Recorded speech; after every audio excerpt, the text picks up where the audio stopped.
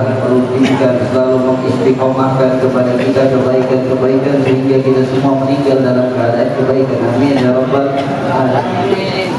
Kemudian melanjutkan daripada mendengarkan nasihat daripada Imam Ghazali rahimahullah wa nafa'ana bihi, yang mana beliau masih menjelaskan kepada kita mengapa pentingnya kita untuk uzlah, atau dalam artian menghindar daripada orang-orang yang akan membawa kita ke dalam kelalaian, orang-orang yang justru hanya menjauhkan kita dari Allah Subhanahu wa taala, yang hanya membelokkan kita daripada jalan keridhaannya Allah Subhanahu wa taala.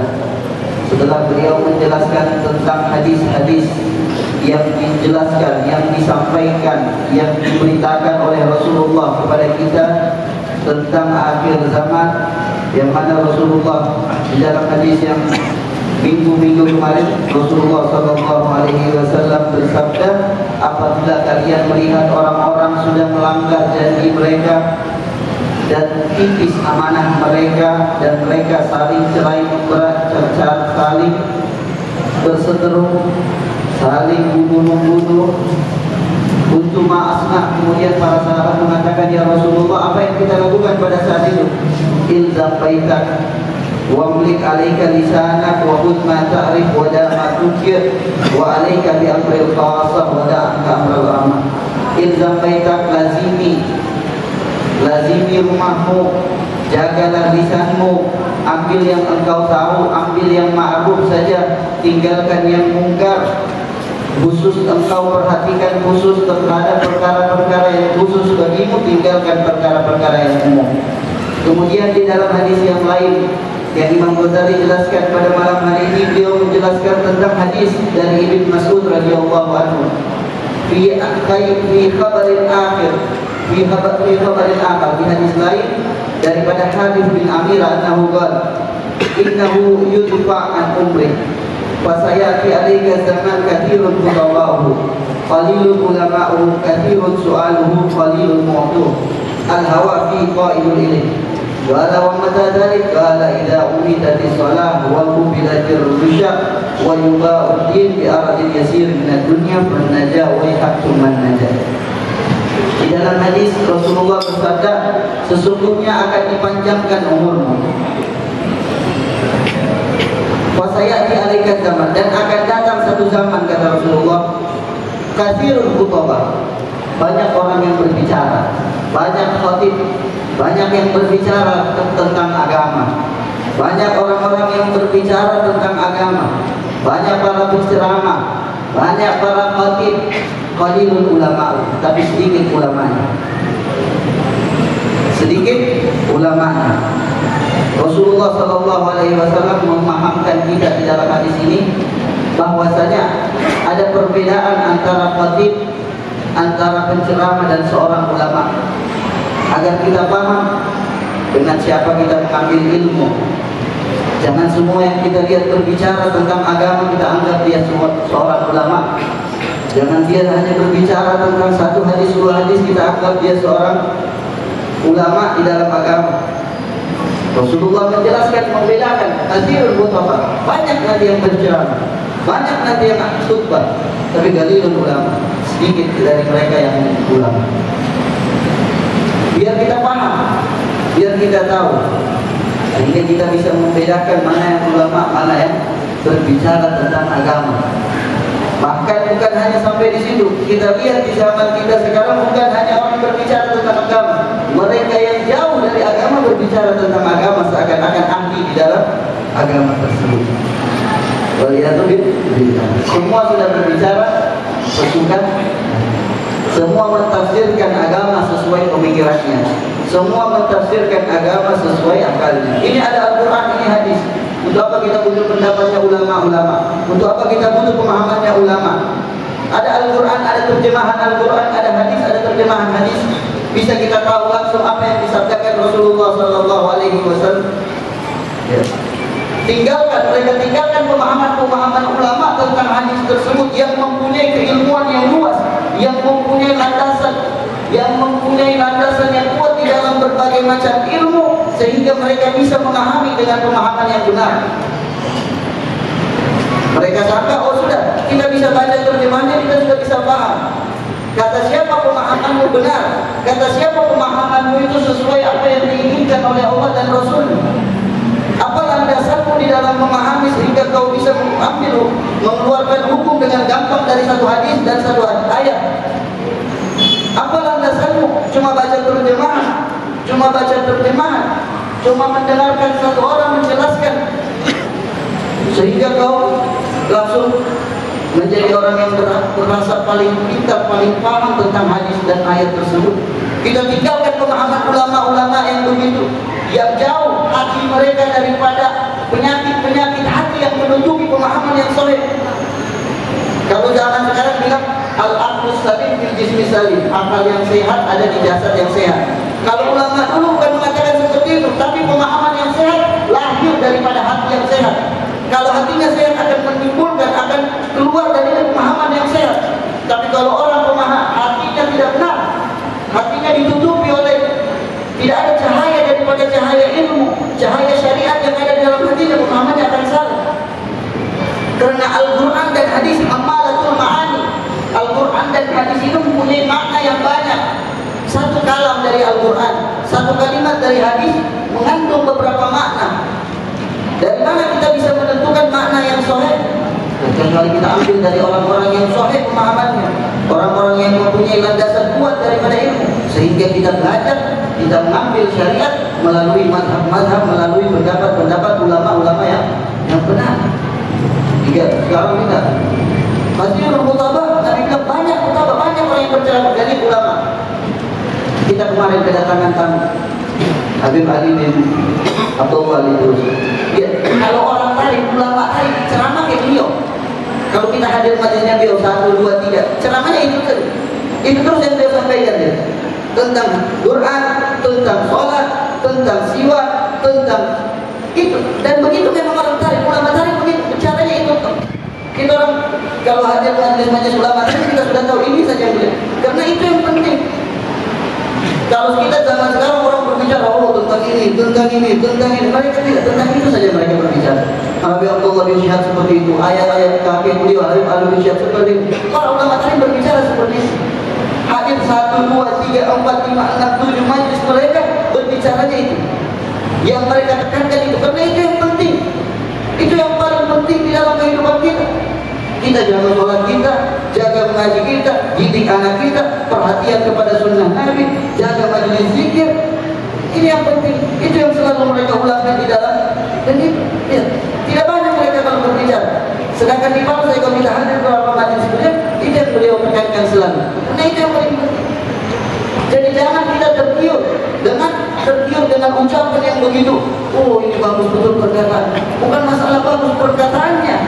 Oh ini sekarang lihat bagaimana sekarang orang mengambil agama dinilai dari oh ini orang bagus betul, bagus betul suaranya mendengar. Oh ini lucu betul, ini bagus dia betul. Patokan kita sendiri, kenyamanannya kita nyaman. Patokannya sudah sesukanya kita, bukan patokannya kita syariat. Bukan patokannya kita benar-benar ini ulama takut kepada Allah Subhanahu wa taala yang menjalankan syariat dengan benar. Rasulullah sudah kasih kabar kepada kita, katsirul mutabah, banyak. Jadi ulama, sedikit ulamanya.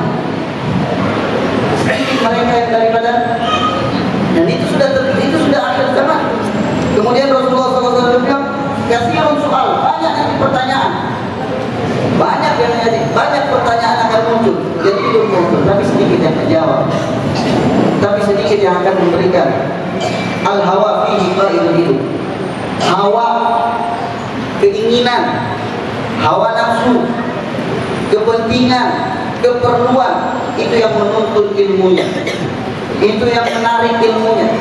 Dia berbicara sesuai keinginannya. Yang menarik ilmunya kalau ada kepentingannya, ilmunya mendukung kepentingannya. Ilmunya dia setir, yang menyetir ilmunya bukan syariat, yang menyetir ilmunya kepentingan. Ada kepentingan bersama kelompok ini, ilmunya seakan-akan mendukung dan menyokong kelompok tersebut. Ada kepentingannya di kelompok yang ini, ilmunya dia benarkan bagaimana kelompok ini menjadi benar. Dia pakai, dia cari hadis, dia cari ayat, dia cari bagaimana sehingga orang ini menjadi kelompok yang benar. Al-hawa fihi qaidul ilm, kata Rasulullah. Hawa, kepentingannya, keinginannya, hawa nafsunya yang menjadi penuntut ilmu. Qala wa mata dzalika ya Rasulullah. Masallallahu alaihi wasallam.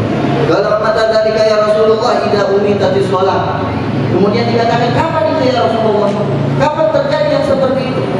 Idza umitatis shalah, apabila dimatikan salat, apabila ditinggalkan salat, apabila kita sudah menjauhi salat, sudah lalai terhadap salat, wa qubilatil isya, dan apabila sudah diterima suap, apabila diterima sogok, apabila diterima suap dan sogok, kalian akan lihat yang seperti itu, kata Rasulullah. Wa yuba'utin, dan dijual agama fi aradin yasir, dengan hal sepele daripada dunia. Agama dijual dengan hal yang sepele daripada dunia, dengan hal yang kecil daripada dunia. Maka engkau akan melihat yang seperti itu. Fan najah wa hakum man najah, kata Rasulullah. Fan najah, maka selamat, cari keselamatan, cari keselamatan. Wa hak, celaka engkau, summan najah, cari keselamatan, kata Rasulullah sallallahu alaihi wasallam. Qultu wa jami'i ma dzukir fi hadhil akhbar tarahu ini. Kata Imam Ghazali di zamannya beliau bilang, wa ma tarahu fi hadhil akhbar, apa yang tersampaikan di kabar-kabar ini, dalam hadis-hadis ini, engkau lihat dengan matamu. Zaman Imam Ghazali, apalagi zaman kita sekarang, ratusan tahun yang lalu. Wa ahli fandur li nafsik, maka lihatlah dirimu, perhatikanlah dirimu. Summa inna salafus salih radhiyallahu alaihim ajma'u ala tahdzir min zamani wa ahli. Salaf saleh, orang-orang terdahulu, mereka selalu mewanti-wanti daripada zaman mereka dan orang-orang yang hadir di zaman mereka. Wa atharul uzlah, mereka mengedepankan untuk menyendiri daripada orang-orang yang seperti itu. Uzlah daripada orang-orang yang menjauhkan kita dari ridhonya Allah, dari jalannya Allah, dari agamanya Allah. Wa amaru bidzalik, dan mereka merintahkan terhadap hal itu. Wa tawasaw, saling mewasiat dengannya. Wala syakka annahum kanu absar, padahal mereka itu absar, ulama. Mereka mengedepankan untuk melakukan hal seperti itu, padahal mereka ulama, ada cahaya ilmu bersama mereka, tapi mereka mengedepankan meninggalkan orang-orang yang seperti itu, padahal ada cahaya ilmu, sama mereka. Wa anna zaman lam yasir ba'dahu khairan mimma kana bal asyarra wa amar, dan zaman tidak menjadi baik daripada zaman sebelumnya, tapi zaman yang setelahnya akan menjadi lebih buruk daripada zaman yang sebelumnya. Wa huwa ma dzukira Yusuf bin Asbat annahu qala sami'tu Thawri. Imam Thawri pernah berkata di dalam perkataannya, wallahi alladzi la ilaha illahu laqad halatil uzla fi hadzal zaman. Imam Thawri berkata di dalam perkataannya, demi Allah yang tidak ada Tuhan selainnya, laqad halat, sudah sepantasnya, sudah waktunya uzlah di zaman ini, kata beliau. Ini Imam Thawri, tabi'in. Apalagi di zamannya kita sekarang ini, tinggalkan, hati-hati memilih teman, hati-hati memilih kawan, hati-hati di dalam pergaulan kita. Jangan sembarang di dalam memilih pergaulan, jangan salah di dalam memilih teman, jangan salah di dalam memilih sahabat. Ini selalu ditekankan di dalam agama kita. Berapa banyak orang melakukan kemungkaran padahal dia tidak niat melakukan kemungkaran, cuma tidak enak. Betul tidak? Berapa banyak orang melakukan kemungkaran, tidak mau dia sebenarnya, tidak ada kepengen, tidak ada niat, tidak ada kesenangan, tidak ada kenikmatan dia rasakan dalam kemungkaran tadi, tapi cuma tidak enak sama temannya. Jaga khawatir, jaga perasaan. Jangan sampai jaga perasaan orang kita celaka di akhirat ini. Qultu wa la ihalla fi zamani fa fi zamanina hadza wajabat wafqu dzalik. Kata Imam Ghazali, apabila di zamannya Sufyan Ats-Tsauri, tabi'in, itu sudah pantas uzlah, sudah pantas kita untuk menghindar dari orang. Apalagi di zamannya Imam Ghazali, apalagi di zaman ini, kata Imam Ghazali, apalagi di zaman kita sekarang, apalagi di zaman kita sekarang. Wa an Sufyan aidan anhu kataba ila Abad al-Qawas rahimahullah amma ba'd fa innaka fi zaman. Sufyan Ats-Tsauri ini juga pernah menulis surat, pernah menuliskan pesan kepada Abad al-Qawas. Beliau berkata di dalam pesannya, fa innaka fi zaman, sesungguhnya engkau berada di satu zaman, karena ashabu Muhammadin yata'awwaduna billahi min an yudriku. Sahabatnya Nabi Muhammad meminta perlindungan dari Allah agar tidak mendapatkan zaman tersebut. Dia bilang, engkau berada di satu zaman, sahabatnya Nabi minta sama Allah jangan sampai dapat zaman itu. Fima balagana, sesuai apa yang sampai kepada kami dari Allah. Walahum minal ilmi ma laysa lana, padahal mereka punya ilmu apa yang kita tidak punya. Fakaifa bina, apalagi kita hina adrakna, ketika kita mendapatkan zaman tersebut ala qillatil ilm, dan ilmu kita sedikit, wa qillatis sabar kita sedikit, diuji dengan keuangan sedikit, dengan jabatan sedikit, kita berbelok daripada keridhaannya Allah Subhanahu wa taala. Wa qillati awan, sedikit orang-orang yang membantu kita atas kebaikan, sedikit yang membantu kita atas kebaikan.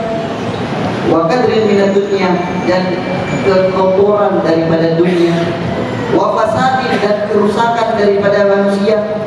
Fa alayka bil amril awwal wa alayka bil uzlah wa tarkil jadal wa tarkil mukhalafatin nas, maka hendaknya engkau uzlah dan meninggalkan jadal dan meninggalkan bergaul dengan orang-orang.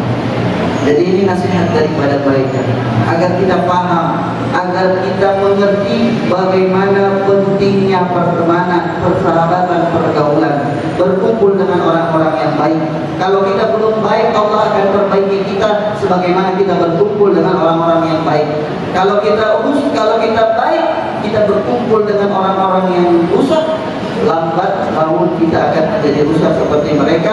Semoga Allah Subhanahu wa taala selalu menjaga kita daripada fitnah-fitnah yang ada di akhir zaman. Amin ya rabbal alamin. Selalu memberikan petunjuk kepada kita, meridhoi kita sehingga kita meninggal dalam keadaan husnul khatimah. Amin ya rabbal alamin. Wassallallahu ala sayyidina Muhammad nabi ummi wa alihi wasallam. Alhamdulillahi rabbil alamin wa Assalamualaikum warahmatullahi taala wabarakatuh. Alhamdulillahilladzi hadana li hadza wa ma kunna linahtadiya laula an hadana Allah. Asyhadu an la ilaha illallah wahdahu la syarika lah wa asyhadu anna sayyidana Muhammadan abduhu wa rasuluhu la nabiyya ba'dah. Allahumma salli wa sallim ala sayyidina Muhammadin miftahil rahmatillah adada ma fi ilmillah, salatan wa salaman alaihim bidal mulkillah wa ala alihi wa sahbihi wa man wala. Subhanaka la ilma lana illa ma 'allamtana innaka antal alimul hakim. Rabbi shrah li sadri wa yassir li amri wa hlul 'uqdatam min lisani yafqahu qawli, amma ba'd. Segala puji bagi Allah Subhanahu wa taala yang senantiasa memberikan kepada kita hambanya nikmat kesehatan, kesempatan, iman, Islam, dan juga nikmat taufik sehingga kita dapat berkumpul di tempat yang Allah Subhanahu wa taala berkahi ini. Ketahuilah, taufik Allah Subhanahu wa taala sangatlah mahal yang hanya dimiliki orang-orang terpilih. Ketahuilah, dari berapa banyak orang yang ada di Baru, alhamdulillah yang berada di sini hanya Allah Subhanahu wa taala pilih kita. Ini menunjukkan Allah cinta kepada kita. Oleh karena itu, jangan lupa untuk bersyukur kepada Allah Subhanahu wa taala. Bahkan jangankan kita berangkat ke majelis kita mendapatkan pahala di sini, kita satu langkah saja dari rumah kita pindahkan untuk majelis kebaikan seperti ini, Allah berikan kita pahalanya. Nabi sallallahu alaihi wasallam bersabda, wa kullu khatwatin tamshiha ila khairin shadaqah. Setiap satu langkah yang kita pijakan untuk pergi ke majelis kebaikan, maka itu Allah anggap sedekah. Saudara-saudara, tak lupa kita kirimkan untuk Nabi kita, Nabi Muhammad Muhammad Sallallahu Alaihi Wasallam, yang mana beliau senantiasa menyuruh kita hambanya, umatnya untuk bersolat kepada beliau. Hadirin wal hadirat yang Allah Subhanahu wa taala muliakan, kita tadi mendengar bahwasanya termasuk daripada amal yang mendekatkan kita kepada Allah Subhanahu wa taala pada zaman seperti ini adalah uzlah. Yang mana bagi orang al-murid yang ingin mendekatkan diri kepada Allah Subhanahu wa taala, maka langkah yang pertama yang dia harus lakukan adalah bertaubat kepada Allah Subhanahu wa taala. Karena sebab taubat yang kita lakukan itu akan mengangkat derajat kita dan menghapus dosa-dosa kita. Allah berfirman, "Istaghfiru rabbakum tsumma tubu ilaihi." Minta ampunlah kepada Tuhan kalian yaitu Allah Subhanahu wa taala, tsumma tubu ilaihi. Kemudian bertaubatlah kepadanya. Allah pun berfirman, "Ya ayyuhalladzina amanu tubu ilallahi taubatan nasuha." Wahai orang-orang yang beriman, bertaubatlah kepada Allah Subhanahu wa taala dengan sebetul-betulnya taubat. Maka dalam ini Al-Imam An-Nawawi mengambil pendapat yang dikutip dalam kitabnya Riyadhus Shalihin. Beliau berkata, "At-taubatu wajibatun min kulli dzambin." Taubat itu wajib dari semua dosa yang kita lakukan. Ketika kita melakukan dosa yang berkaitan antara kita dan Allah Subhanahu wa taala, falha salah tujuh, maka dia memiliki 3 syarat. Yang pertama, al-iqla' 'anil maksiyah. Kita ketika mau bertobat hendaknya sudah selesai dari maksiat yang kita kerjakan. Yang kedua, an-nadbu 'ala fi'liha, yaitu menyesal atas perbuatan maksiat di kita. Yang ketiga, al-azmu 'ala ya'uda ilaiha abada. Yang ketiga, kita bertujuan, berkeinginan, berniat agar tidak kembali ke maksiat yang kita akan lakukan selama-lamanya. Oleh karena itu, kita apapun dosa yang kita lakukan, besar maupun kecil, hendaknya kita bertobat kepada Allah Subhanahu wa taala kalau kita ingin mendekatkan diri kepada Allah Subhanahu wa taala. Terkhususnya beliau bilang yang kita pahami pada akhir zaman seperti ini, yang mana zaman sudah mulai rusak, banyak maksiat daripada kebaikan. Tentu kemaksiatan lebih banyak daripada kebaikan yang biasa kita lakukan. Oleh karena itu, sebanyak apapun dosa yang kita kerjakan, maka jangan lupa untuk bertobat kepada Allah Subhanahu wa taala. Dalam hal disebutkan riwayat Imam At-Tirmidzi, qala Rasulullah sallallahu alaihi wasallam taala, "Ya bani Adam, wahai anak Adam, innaka ma da'awtani wa rajautani ghafartu laka ala makana minka wa ubani." Jika engkau senantiasa meminta ampunanku, mengharapkan ampunanku, berdoa untuk mengharapkan ampunanku, Allah bilang, "Aku akan mengampunimu walau ubani." Aku tidak peduli berapa banyak dosa.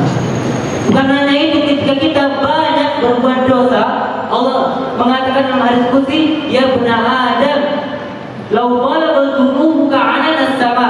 Jika dosamu telah sampai ke langit, maksudnya saking besarnya dosamu sampai ke langit, kemudian kau meminta ampun kepada Allah Subhanahu wa taala, ghafartu laka wa ubani. Aku, Allah bilang, akan mengampunimu dan aku tidak peduli berapa besar dosa. Bukan hanya itu, Allah katakan dalam hadis qudsi, "Ya bani Adam, wahai anak Adam, inna kitani biqrabil ardi khotoya." Jika kau datang kepadaku dengan membawa dosa yang sebanyak bumi ini, kata Allah Subhanahu wa taala, "Sumalakitani walam tusyrik bi syai'a." Kemudian kau datang kepadaku dan kau tidak menyekutukanku, falaqituka biqrabiha maghfiratan. Maka Allah katakan, maka aku akan menjemputmu, mendatangimu dengan ampunan sebesar bumi dan seisinya. Lihat, maha sayangnya Allah Subhanahu wa taala, maha Allah memberi taubat kepada hambanya. Kita datang dengan dosa yang banyak, maka Allah akan jemput kita dengan maghfirah ampunnya Allah Subhanahu wa taala yang banyak juga. Oleh karena itu, kita memang terkadang banyak maksiatnya. Karena Nabi SAW pernah mengatakan, "Kullu bani Adam khata'un." Setiap anak Adam itu membuat masalah, membuat maksiat. Wa khairul khata'ina at-tawwabun. Tapi sebaik-baik orang yang suka bermaksiat, yang suka berbuat masalah, ketika selesai berbuat masalah, at-tawwabun, dia bertaubat kembali kepada Allah Subhanahu wa taala. Ketahuilah Nabi sallallahu alaihi wasallam pernah bersabda, "Ya ayuhan nas, tubu ila Allahi fa inna tubu ila Allahi fil yawm mi'ata marrah." Wahai sekalian manusia, bertaubatlah kepada Allah Subhanahu wa taala, fa inni atubu fil yawm mi'ata marrah. Aku bertaubat kepada Allah Subhanahu wa taala dalam sehari 100 kali. 100 kali. Ini Nabi, orang yang paling suci, orang yang tidak memiliki dosa, orang yang sudah dijamin masuk surga, masih bertaubat kepada Allah Subhanahu wa taala tiap hari 100 kali. Maka kita umatnya yang banyak dosanya lebih utama untuk bertaubat kepada Allah Subhanahu wa taala. Ada kisah dalam kitab Riyadhus Shalihin tentang kisah taubat yang kisah Allah buat kita ingin selalu bertaubat. Yang mana saya riwayatkan daripada guru saya kitab Riyadhus Shalihin, Syekh Dr. Qadhi bin Salim Asy-Syahili, dari gurunya Muhammad bin Muhammad Al-Hudaimi, dari gurunya Muhammad bin Abdul Baqi Al-Hadal, dari gurunya Al-Wajih Abdul Rahman Al-Hadal, dari gurunya Muhammad bin Sunni Al-Kullani, dari gurunya Ahmad bin Muhammad Al-Ajil, dari gurunya Hasan Al-Aqwari, dari gurunya Jain Al-Imam Muhammad As-Sakhawi, dari gurunya Abdul Rahman Al-Tibabi, dari gurunya Imam Ibn Khabbas, dari Imam An-Nawawi. Beliau menyampaikan dalam kitabnya Riyadhus Shalihin dengan sanad yang bersambung kepada Abu Sa'id Al-Khudri radhiyallahu anhu, qala Rasulullah sallallahu alaihi wasallam, kana fi man kana qablakum rajulun qad qatala 99 nafsan. Dulu kata Nabi sallallahu alaihi wasallam, ada seorang yang sebelum kalian itu telah membunuh 99 orang. Berapa? 99 orang. Tapi setelah dia membunuh orang sebanyak itu, dia merasakan capek dengan maksiatnya. Dia ingin kembali kepada Allah Subhanahu wa taala. Wasa'ala al-a'la bil ardi, maka dia bertanya tentang di mana orang yang paling alim di muka bumi. Fadulla ala rahibin, maka dia ditunjukkan, diberitahu kepada satu orang rahib. Rahib adalah seorang yang ahli ibadah pada zaman sebelum Nabi sallallahu alaihi wasallam. Fatahu fasalahu, maka ketika dia tahu, maka didatangi orang tersebut. Innahu qatala 99 nafsan, maka orang yang membawa si pembunuh ini mengatakan, wahai rahib, dia ini telah membunuh 99 orang.